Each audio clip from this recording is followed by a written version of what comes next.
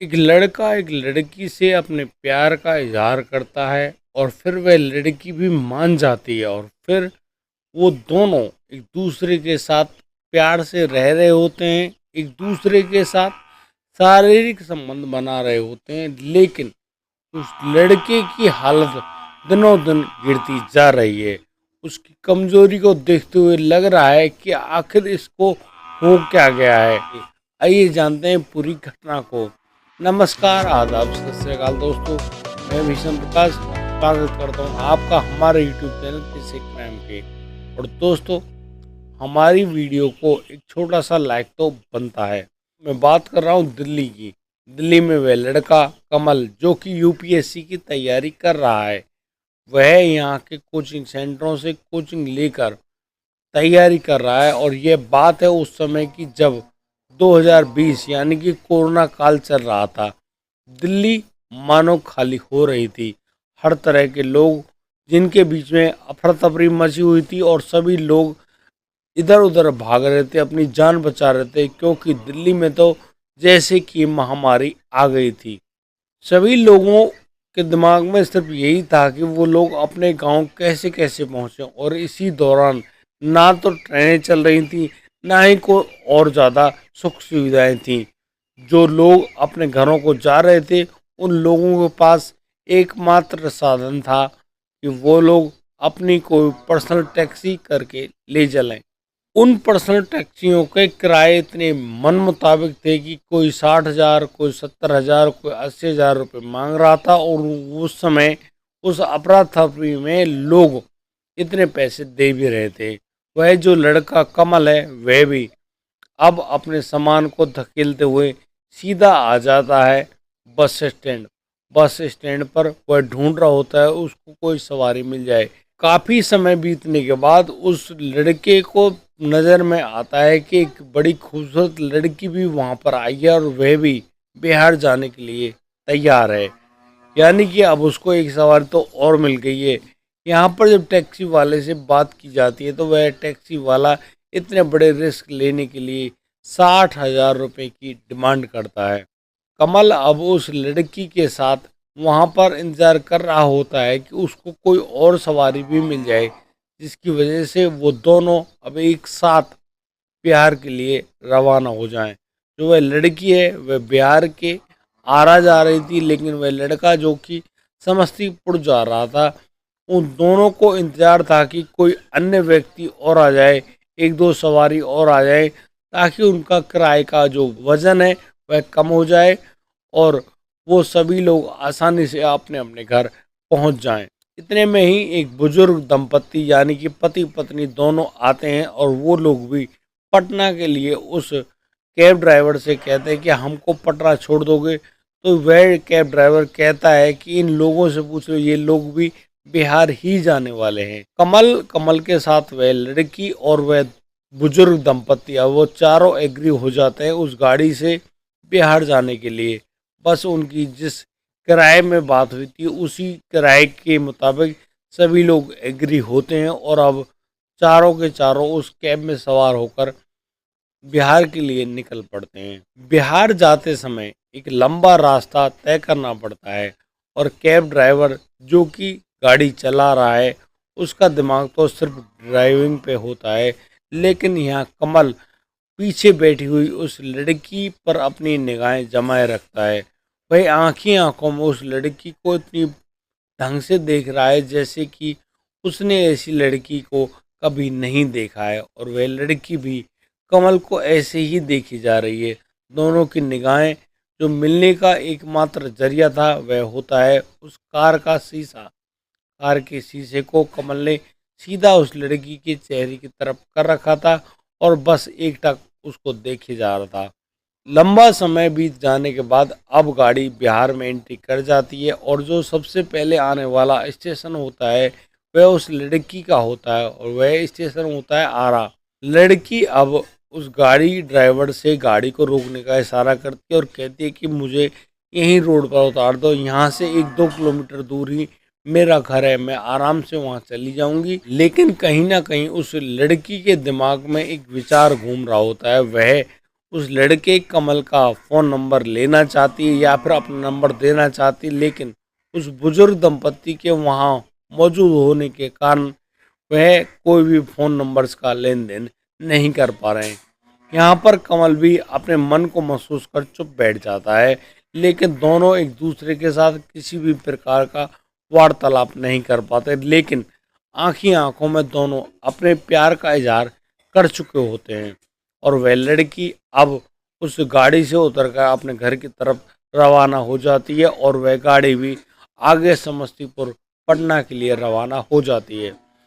कमल जो कि सबसे दूरी पर रहता है, वह अब उन बुजुर्ग दंपत्ति को पटना में उतार कर सीधा पहुंचता है समस्तीपुर। समस्तीपुर वह कैब ड्राइवर भी आराम करता है और एक रात रुकने के बाद अब जब कमल अपने घर पहुंच जाता है, उस कैब ड्राइवर को अगले दिन रवाना कर देता है वापस दिल्ली के लिए, ताकि वो कोई और सवारियों को उनके घर पहुंचा सके। कोरोना काल लंबा चलता है और इसी लंबे चलने के दौरान कमल अब बहुत ज़्यादा परेशान हो रखा होता है अपने घर पर, क्योंकि उसकी अब कोई भी पढ़ाई ढंग से नहीं चल पा रही होती है।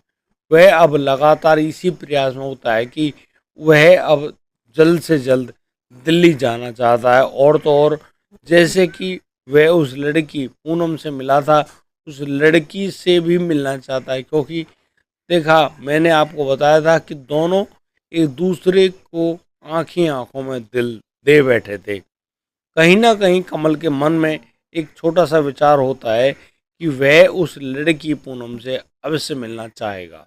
जब कमल अपने पिता से दिल्ली जाने के बारे में कहता है तो उसके पिता उससे साफ मना कर देते हैं कि भाई दिल्ली का तो हाल ही बुरा है, वहाँ जाने की कोई ज़रूरत नहीं है। यदि तुम दिल्ली जाओगे तो वहाँ से जिंदा लौटकर नहीं आ पाओगे, वहाँ का तो हाल ही बहुत बुरा है। हम दिन रात न्यूज़ चैनल्स में यही देख रहे हैं।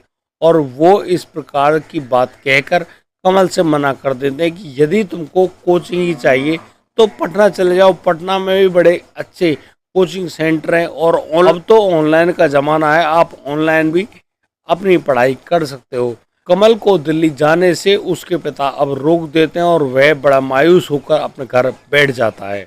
कमल अपनी पढ़ाई को एक क्षण भी नहीं छोड़ना चाहता है, वह सीधा अब पटना चला जाता है। पटना एक दोस्त के साथ रहता है एक कमरे में और वहीं कमरे में रहकर वह लगातार पढ़ाई किया करता है कि दिमाग में सिर्फ एक ही प्रश्न उठता है कि वह उस लड़की से दोबारा कैसे मिल पाएगा।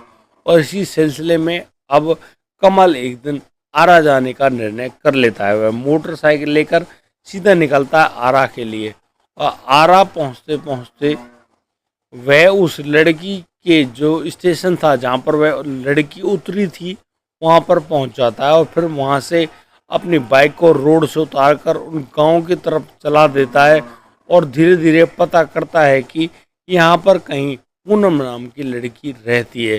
वह शर्म के मारे ज़्यादा कुछ नहीं पूछ पाता, लेकिन वह 4-5 किलोमीटर घूमकर आता है, लेकिन उसको कहीं पर भी पूनम जैसी लड़की के बारे में कोई जानकारी नहीं मिलती है।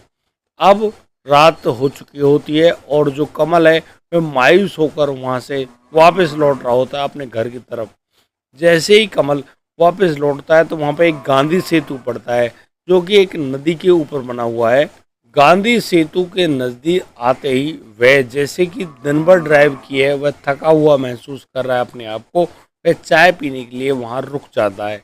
वह वहाँ पर एक सिगरेट भी लेता है क्योंकि उसको सिगरेट पीने की छोटी सी आदत पड़ गई थी और वह वहाँ पर सिगरेट भी पीता है और चाय पीने के लिए जिस टपरी पर रुका है वहाँ पर बैठा हुआ है। अचानक उसको ऐसा प्रतीत होता है कि शायद किसी ने उसके कंधे पर हाथ रखा है। जैसे ही कमल पीछे मुड़कर देखता है तो वहाँ पर कोई भी मौजूद नहीं है। अब कमल बड़ी जल्दी अपनी चाय को ख़त्म करता है और ख़त्म करने के बाद वह सीधा अपनी बाइक पर बैठ जाता है और अपनी बाइक को सीधा अपने घर की तरफ समस्तीपुर की तरफ चला रहा होता है। तो उसको रास्ते में ऐसा प्रतीत होता है कि उसकी जो बाइक है यानी कि मोटरसाइकिल पर कोई बैठा हुआ है। यहाँ पर कमल बार बार उस बाइक पर पीछे मुड़कर देखता तो वहाँ पर कोई भी नहीं होता।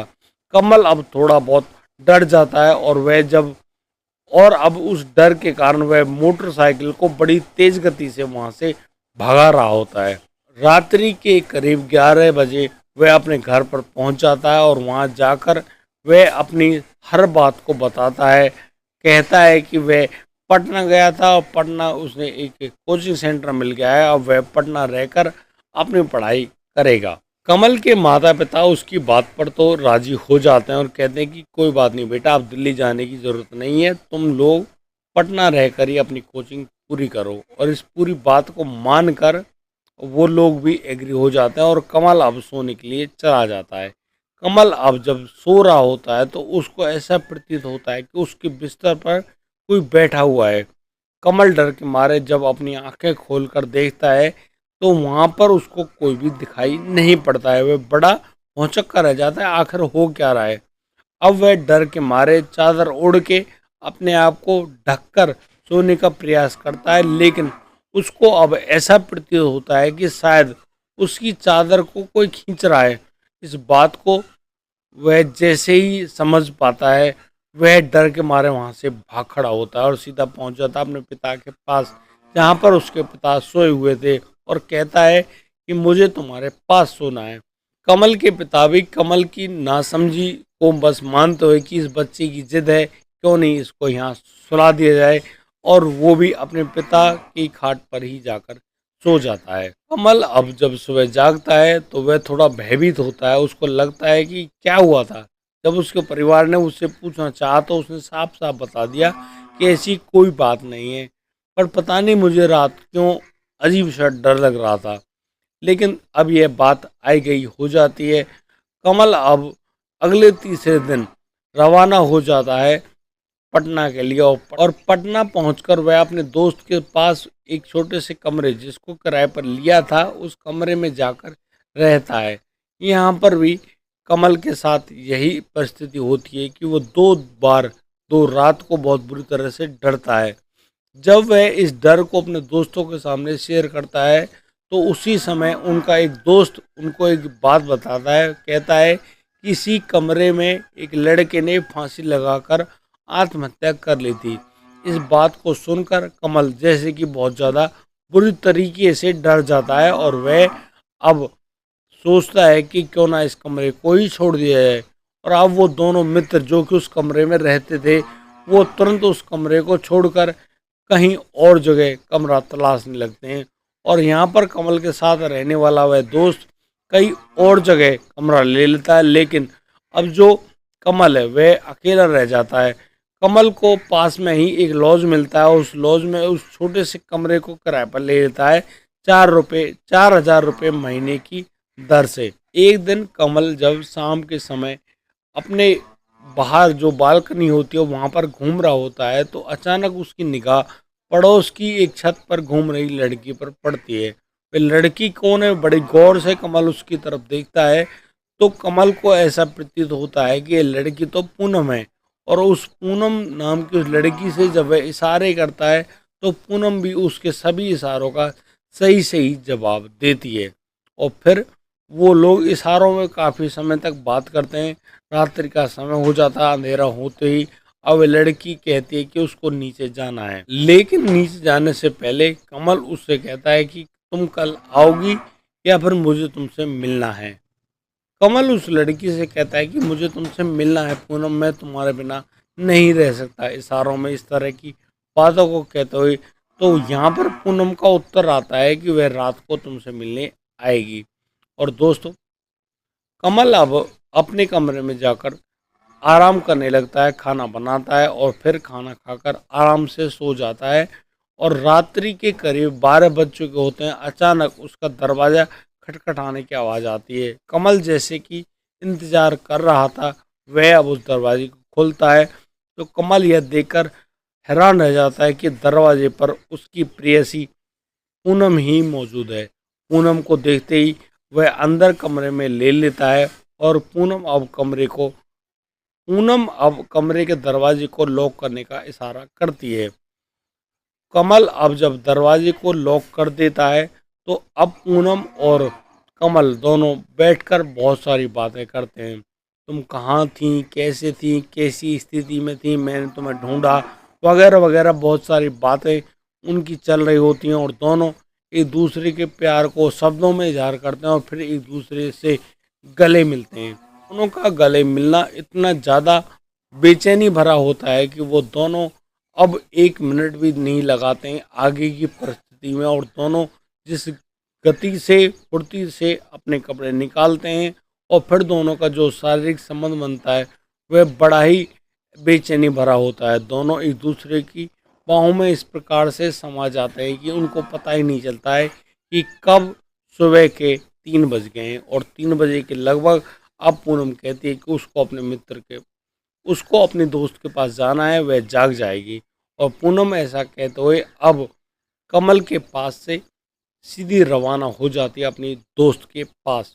कमल का पूनम से मिलने वाला ये जो किस्सा है अब यह रोज़ रोज़ होने लगता है और कमल अब रोज़ आना पूनम से रात को मिलता है। उन दोनों के बीच में उस प्रकार का प्रेम संबंध, शारीरिक संबंध सब कुछ कायम होता है और यह सब करीब 2 महीने चलता है। 2 महीने बाद जब अपने घर को जाने के लिए कहता है तो यहाँ पर वह पूनम कहती है कि वह कैसे रह पाएगी तुम्हारे बिना।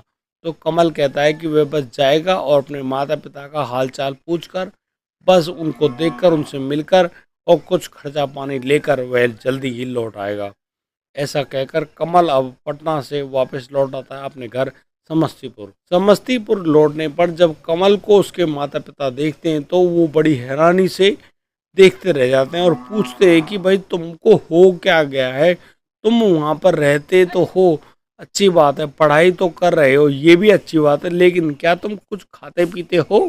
क्या तुमने अपने शरीर के बारे में कोई बात सोची है? देखो कितने दुबले पतले हो गए हो और तुम्हारी तो हड्डियां दिखने लगी हैं।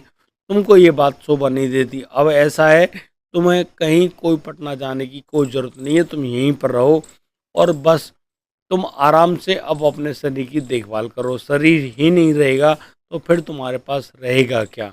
कमल को अब दबाव डालकर उसके माता पिता अपने घर पर ही रोक लेते हैं, लेकिन कमल झटपटाता रहता है कि उसे तो पटना जाना है। लेकिन जैसे ही रात्रि होती है, रात को करीब 12 बजते हैं, तो यहाँ पर जो कमल है वह बहुत ज़्यादा हैरान रह जाता है कि उसके बिस्तर पर कोई और नहीं बैठी है, उसके बिस्तर पर तो वह पूनम ही आकर बैठ गई है। वह यह देखकर बहुत ज़्यादा हैरान परेशान रह जाता है कि आखिर पूनम को मेरे घर का पता कैसे मालूम? उसे मेरे गांव के बारे में तो पता था, लेकिन उस मेरे घर का पता कैसे मालूम चला? इस बात को लेकर कमल बहुत ज़्यादा हैरान रह जाता है और कमल जब अपने दिमाग को और ज़्यादा दौड़ाता है, कुछ और प्रयास करता है, तो अचानक जो पूनम का जो शरीर होता है उस शरीर के पीछे से एक काली सी धुआं निकलती है और वह धुआं से एक बड़ा ही भयानक चेहरा होता है जो अचानक से उस लड़के कमल को खाने के लिए दौड़ता है। कमल यह सब देखकर बहुत ज़्यादा पूरी तरीके से डर जाता है, घबरा जाता है, उसको पसीना पसीना हो जाता है और वह बहुत तेज़ गति में चिल्लाते हुए कहता है कि पिताजी मुझे बचा लो वरना आज ये मुझे मार देगी। कमल के मुंह से निकले हुए इन शब्दों को कमल के पिता सुन रहे होते हैं और वो समझ रहे होते हैं कि जरूर लड़के के ऊपर कोई ऊपरी चक्कर हो गया है। रात्रि में तो जैसे तैसे कमल सो जाता है अपने पिता के पास जाकर, लेकिन सुबह होते ही कमल के पिता उस कमल को एक बड़े ही पहुंचे हुए तांत्रिक के पास ले जाते हैं और फिर उनसे जब उस लड़के का इलाज कराया जाता है तब जाकर कमल बोल पाता है उस पूनम की आवाज़ में ही कि वह तो लड़की पूनम है और उस लड़की की तो मौत हो गई थी, लेकिन वह इस कमल से बहुत ज़्यादा प्यार किया करती है और इसी प्रकार से वह कमल को कभी भी नहीं छोड़ना चाहती और इसीलिए वह कमल के पास आई थी। एक दिन कमल जब मुझे ढूंढते ढूंढते मेरे गांव पहुंचा तो मैंने कमल को देखा और तभी से मैं कमल के साथ हूँ। ऐसा कहकर कमल अब वहीं पर मूर्छित हो जाता है, यानी कि बेहोश हो जाता है। कमल द्वारा सुनाई गई इस पूरी घटना को उसका पूरा परिवार जानकर हैरान रह जाता है और सभी लोग सोच रहे होते हैं कि उस दिन रात को जब यह देर रात घर लौटा था तो यह संभव है वहीं पर गया होगा। अब उस बड़े तांत्रिक द्वारा कमल का सही ढंग से इलाज किया जाता है। कमल को उस जो बुरी आत्मा है उससे पीछे छुटवाया जाता है और फिर कमल जब घर लौट आता है तो कमल ये जानने की कोशिश करता है क्या वाकई में पूनम इस दुनिया में मौजूद है या नहीं। तो वह अपने दो दोस्तों के साथ अब आ जाता है और उस गांव में पहुंचता है जहां पर पूनम रहती थी, क्योंकि पूनम ने अपना पूरा एड्रेस उस रूप में बता दिया था। अब पूनम के उस एड्रेस पर जाकर जब पता लगता है कि पूनम की तो मौत हो चुकी है। पूनम तो जब दिल्ली से लौटकर कोचिंग से लौटकर आई थी तो उसी समय उससे कह दिया गया था कि तुम्हारी शादी कहीं एक जगह तय कर दी गई है और बस अब पूनम की शादी हो जाती है। उस रात जो कि उनकी पहली रात थी, उस रात उसके पति के साथ मिलकर उन दोनों ने शराब पी थी और फिर उनकी जो हालत है वो अचानक बहुत ज़्यादा खराब हो गई थी। डॉक्टरों ने उनकी खूब जान बचाने की कोशिश करी, लेकिन डॉक्टर्स पूनम की जान नहीं बचा पाए और पूनम की वहीं पर मौत हो जाती है।